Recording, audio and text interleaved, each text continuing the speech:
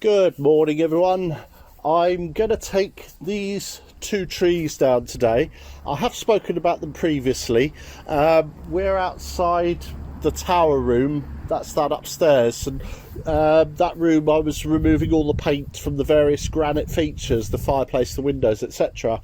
And I said at the time that these three trees were making that room really dark. And one of the problems is these two nearest to me, they've self-seeded from the third tree, and basically there's not enough room for any of them now to grow efficiently and well. So these two self-seeders really need to come down. They're not, there's not a great deal of branches on them because there's no room for them, and they're not getting good light, and they're too close to the house. Now the original one, which is nearest this wall here, that doesn't seem to have done any damage to the wall, and it's been here a good 40 years or so. The previous owner told us that they'd planted that tree, so we're quite happy for it to stay there, and then more green should come on this side of the tree.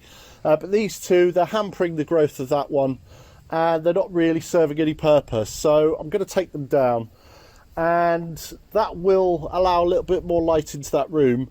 But just before the eco warriors start having a go, since we've been here we've planted about 20 trees, and we've taken down about 4 which have all self-seeded, and they're too near to the property. 3 of them were over near my neighbour's house, and they were literally within a metre of the house, and they're eventually going to undermine the foundations of his house, and that's going to cause us problems, so we took those down. But we've planted 20 trees since we've been here, so as far as our eco credentials are doing, I think we can afford to take these 2 down. So that's what we're going to do, because last time I mentioned it I did have a few comments from people saying, oh, you should take them down, blah blah blah.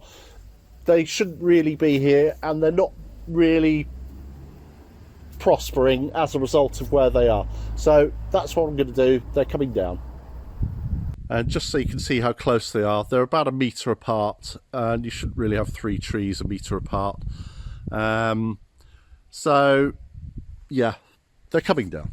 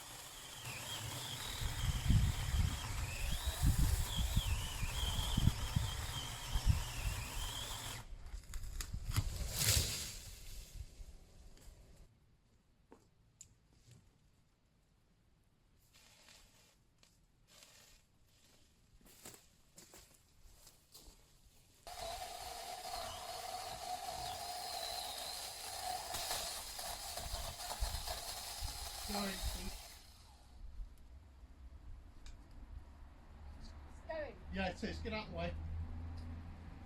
You're okay. You're okay.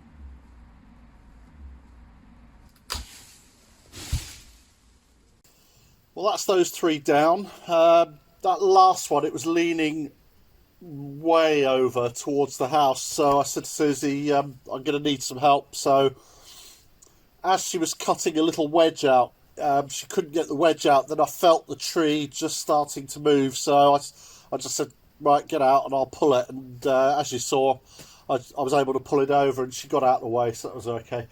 Right, they're down. It's made a lot of difference, and I'll get the camera so you can see this side of the tree, because there's hardly anything on this side of the tree because these 2 were impeding its growth.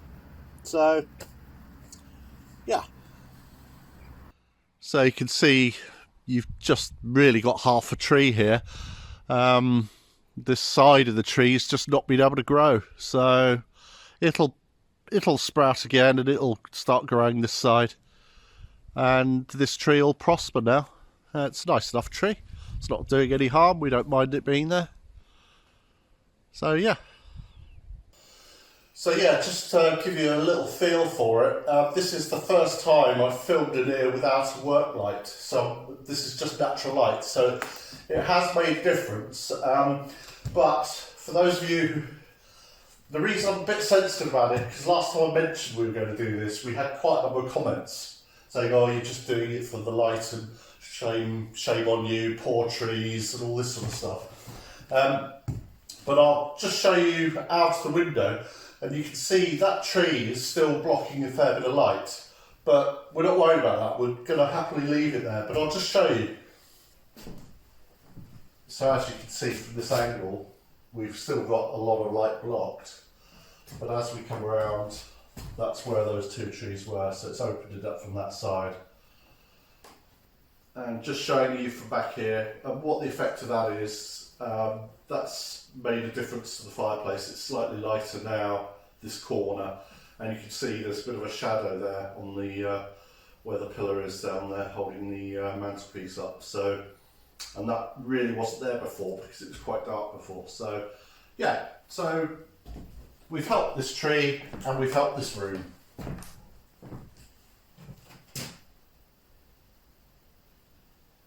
Hello, Baxter.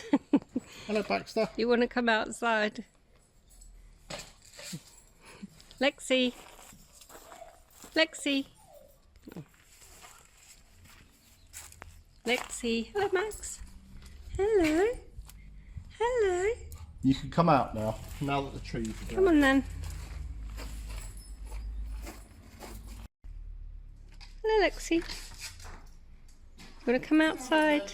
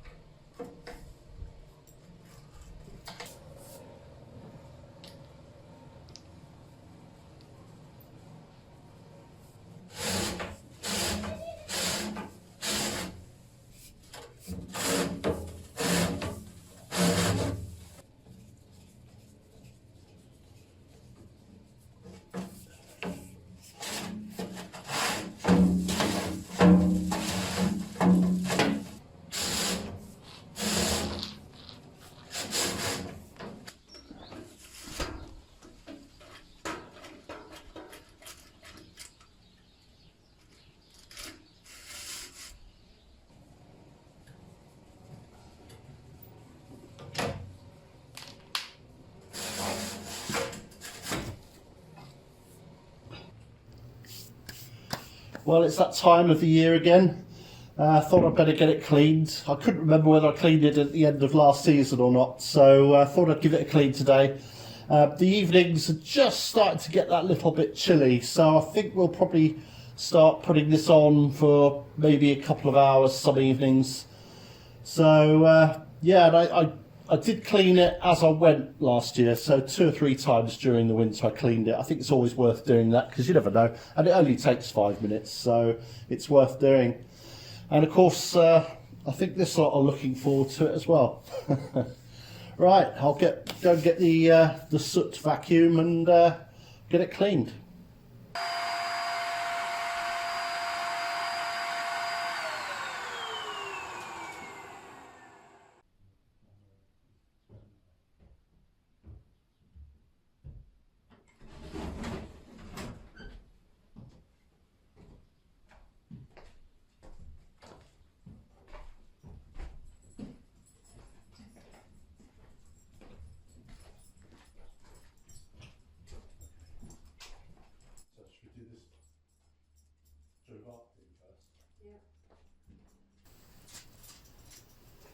A little update. You may remember we found this crest up here when we were showing you the stained glass. And one of your fellow patrons, Regis, said it was the crest of Joan of Arc.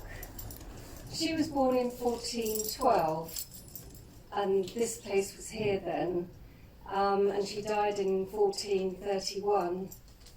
But we're wondering why that is here. There are two crests.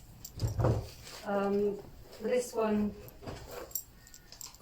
the paper on it's totally disintegrated. But it's the same sort of colouring. Difficult to see really. Why there are two, I don't know, but we don't know how old this is. It's just made of wood. So, although we don't know if she had a connection to this place, she was alive at the same time this place was here. So it would be quite interesting to know if she did actually come here.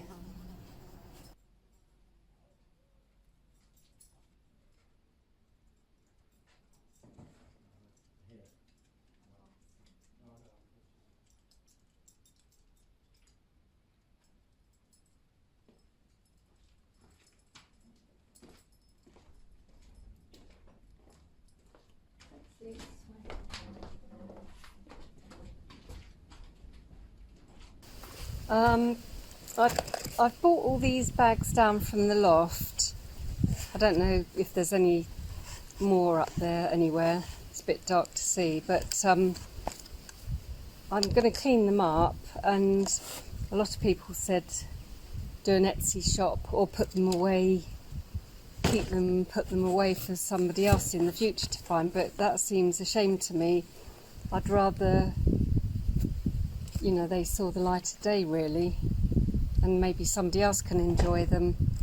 But they do need a lot of cleaning, and some of them may be beyond repair, like this one.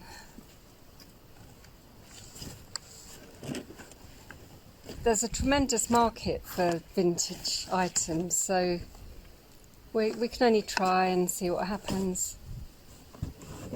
So this is the white one a lot of people liked, because it's quite unusual, but it's not really in very good condition.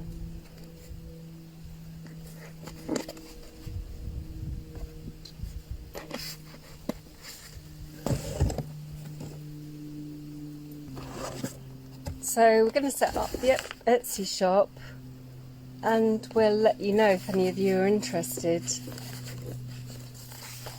That's quite a nice little leather bag. Okay, so while Susie's starting the job of cleaning up those handbags, I thought I'd give you an update of my own. You'll remember these tiles that I found on top of the bread oven.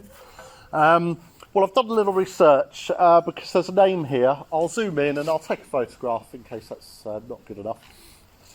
It's a company called Perusal, and I've been able to date the factory that this was made in, and it was dated, the factory was in existence between 1860 and 1960, so exactly 100 years. So, where did these come from? Well, you might remember in a previous video, this area here on the cadastral plan shows a big building, which a lot of people hoped was a chapel, but I think our resident historian Regis put paid to that theory, and I think if you recall, we told you about that. So we think this was an agricultural building. Now, in 1828, we have a cadastral plan where this building is still in existence. But of course, that was before this factory came into place. So,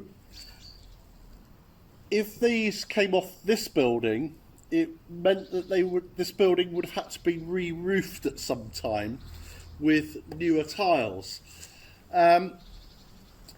Then what we know in a later cadastral plan is this building disappeared, and the bread oven and the whole of that building appeared. So it makes sense that if they demolished this building, they would have used materials to make this building, But would they have re-roofed a building and then just a matter of a few years later knocked it down? Possible. At the moment, it's the only explanation we have that these may have come from this big building that was in the centre of the courtyard. But we don't really know. We've still got so much research to do. But at least we can accurately date these tiles. And there's only 100 years that they could have been made. So, yeah, so a bit more research to do. We'll obviously let you know. So, we've got some exciting news. Yes, as the title and thumbnail suggests, we've grown. Not ourselves. Well, I don't know. But first new animal additions to our home. Yes, and without further ado, should we go and find them? Yeah. They've disappeared already. They have, they're wandering around somewhere. Should we go and have a look? Yep. Okay.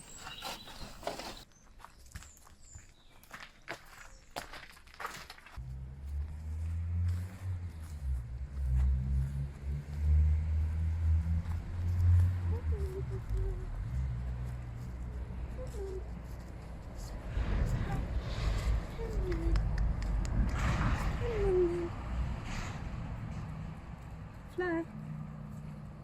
Come on. Come on. Come on. Good girl. Good girl. There's Benji. There's Benji. Come on. Come on. Good girl. Come on.